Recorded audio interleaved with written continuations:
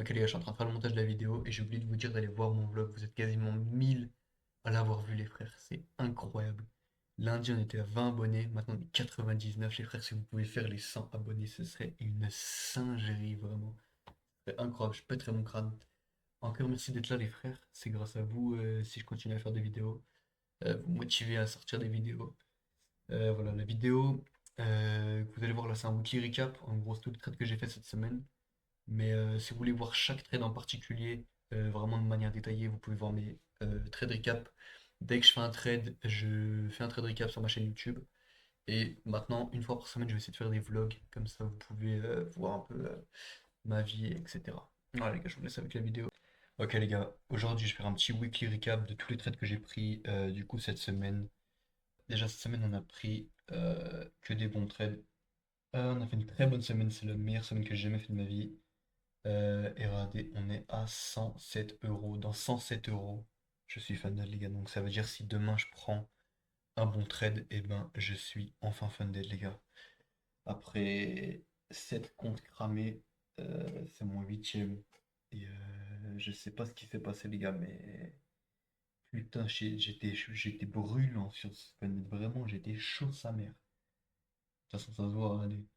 Là, je trade avec 0,5%, boum, 500, 0,5%. 300, je me suis dit, ok, je suis assez bon pour passer à 1% par trade. Et voilà, j'ai démonté la propre pierre, vraiment. En une semaine, j'ai fait 2300. Je suis extrêmement content, les gars. Bref, on va passer au premier trade. C'était lundi sur le S&P. Donc, en gros de liquidité, j'avais ça. En gros, je vais passer en revue, mais tu sais, très vite fait parce que j'ai déjà fait les trades recap. Du coup, je vais juste montrer un peu mon exécution. Du coup, ce que j'ai vu, moi, c'était, bon, on avait sous ce petit high là. On a fait une SMT divergence de ce haut là à ce haut là sur l'IS et de ce haut là à ce haut là sur le Nasdaq. Du coup, à partir de là, je me suis dit, ok, on a une break of structure plus un fair value gap. On a retesté ce fair value gap. J'ai vu une grosse bougie baissière. Je me suis dit, ok, pas de problème, j'entre. Je suis rentré comme ça. Mon premier TP, c'était ce petit lot là. Mon deuxième, c'était le lot juste là. Et mon troisième TP, c'était la moitié d'un fair value gap en daily. Et voilà, le trade a très très bien marché. J'ai fait 547 euros. Ok les gars, du coup, le deuxième trade que j'ai pris, c'était pareil sur l'IS, mais en soi, j'aurais dû le prendre sur le Nasdaq. Pourquoi j'aurais dû le prendre sur le Nasdaq? Tout simplement parce qu'on avait une énorme SMT de ce haut-là à ce haut-là sur le S&P. Alors que le Nasdaq avait déjà sweep ce haut-là et avait créé du coup la SMT en favorisant du coup le Nasdaq. Mais si j'aurais pris sur le Nasdaq, j'aurais pas pris de profit du coup. Ça m'arrange d'avoir pris sur le S&P. Mais en soi, au niveau de ma stratégie, j'aurais dû prendre sur le Nasdaq. En gros, du coup, ce que j'ai vu moi, c'était quoi? On avait sweep ce petit haut là et ce petit haut là en 5 minutes. On était retourné dans un fair value gap qui était ici en 5 minutes. On avait fait le SMT. Et du coup, vu que j'avais pris sur le Nasdaq, je me suis dit, ok, on a ça, ce fair value gap là. J'ai pas attendu que le deuxième soit inversé, je suis direct rentré là-dessus.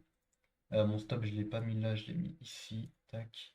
Et du coup, mon premier TP, c'était directement là-dessus parce qu'il y avait une news juste après. Donc boum, j'ai pris des profits ici. Ensuite, j'ai vu qu'on a commencé à stagner, j'ai repris des profits sur cette bougie-là. Et juste avant les news à 59, j'ai pris quasiment enfin, tous mes contrats en gros. J'en ai juste laissé un. Et du coup, la news, boom, est quasiment venue dans mon zone TP. Mais il est directement remonté à mon break-even. Et du coup, j'ai fait ce jour-là, j'ai fait 380. Voilà. Et du coup, on peut voir qu'après, on a resweep ce petit haut-là et on est directement tombé dans tous mes TP. Le troisième trade, c'était encore sur le S&P. C'était le jour du PPI. Du coup, j'ai quand même tradé parce que c'était pas le CPI, mais voilà, j'étais quand même réticent à l'idée de trader. Bref, du coup, qu'est-ce qu'on a fait? En gros, en pré-market, on a sweep le data high. Et du coup, on a commencé à faire de la tendance baissière. Et du coup, à l'ouverture du marché, on a commencé à consolider. Donc là, je ne voyais absolument rien pour rentrer. Mais ce que j'ai vu, moi, c'était une petite divergence de hausse de ce haut-là à ce haut-là. C'est le Nasdaq, de ce haut-là à ce haut-là. Cette semaine, on a beaucoup utilisé les SMT divergences. Je ne sais pas pourquoi, il y en avait beaucoup. Donc, franchement, c'est carré. Et c'est, je trouve, une très très bonne confluence, les gars, je comprends pas. Si vous pouvez l'utiliser, ça, utilisez-la. Bref, j'ai vu SMT divergence, sweep de liquidité, break of structure, je me suis dit, ok, le trade est un peu risqué, mais je le prends quand même. Du coup, boum, je rentre ici. Je crois même que j'étais rentré à peu près par là, je crois. Il m'a rempli par là. Et mon stop était juste au-dessus de la bougie qui était là. Mon point TP c'était juste là. Hop là, c'était ce petit lot là. C'était pas le lot de la session de Londres, parce qu'il est là, le lot de la session de Londres, mais du coup mon point TP c'était ça, et mon deuxième TP c'était ça. Et sur ce trade là, j'ai pris 449. Voilà. Quasiment 500. Ok, du coup le troisième trade c'était sur le Nasdaq cette fois-ci. Et en gros, ce trade il était très bien. Mais j'aurais pas dû rentrer parce qu'il y avait les news. Alors certes, j'ai fait beaucoup d'argent sur ce trade-là, mais j'aurais tout simplement pas dû rentrer parce qu'il y avait les news. Mais comme j'ai dit dans le trade recap, j'avais une intuition de baiser et ça a fini par payer. D'ailleurs, c'est pas là que je suis rentré, c'est là, voilà, comme ça. Et du coup, ce que j'ai vu sur ce trade-là, en gros, pour ce qui est vite fait, on avait sweep vraiment beaucoup de grosses liquidités sur le Nasdaq et sur le S&P. Et à partir de ce moment-là, j'ai vu quoi, moi? J'ai vu. Déjà, on avait inversé ce petit gap-là, juste là. Donc, on l'avait inversé sur ce candle-là. On avait retrace un tout petit peu, créé un là, inversé, enfin non, pas inversé, break à structure. Je suis rentré purement sur ça. À partir de ce moment-là, j'ai vu, on est descendu un peu. Je me suis mis break-even instantanément pour pas me faire baiser sur les news. Et j'avais un seul TP qui était là. Mais, comme je l'ai dit dans le trade recap, les gars, je me suis fait niquer par top step parce que mon TP a pas été activé et du coup j'ai pas pu passer mon funded. Que j'avais calculé pour que je passe mon funded, en gros si ça a touché mon TP, mais ça n'a pas touché mon TP. Enfin si ça l'a touché, mais genre il a pas été activé quoi. Et du coup quand j'ai vu que ça remontait vraiment vite, je me suis dit ok je vais prendre toutes mes positions, donc j'ai pris à peu près par là. Et du coup j'ai fait 770 et en soi c'est pas mal. Mais tac, je vais juste reprendre ça, voilà, le remettre là-haut. Et en gros, juste après, il y aurait un autre trade qui aurait été encore mieux. C'était boum, on avait un favori juste là. On revient, on le reteste, on fait une bougie de rejection. J'aurais pu rentrer comme ça. Mais je me suis dit, ok, non, je vais pas retrader aujourd'hui avec beaucoup de profit, enfin de risques. Tout simplement parce que j'ai pas envie de niquer mon profit, quoi. Tout simplement. Du coup, je suis pas rentré sur ce trade-là. Par contre, après, plus tard, tac, à partir de 17 h, je crois, non, 16 h, je veux dire.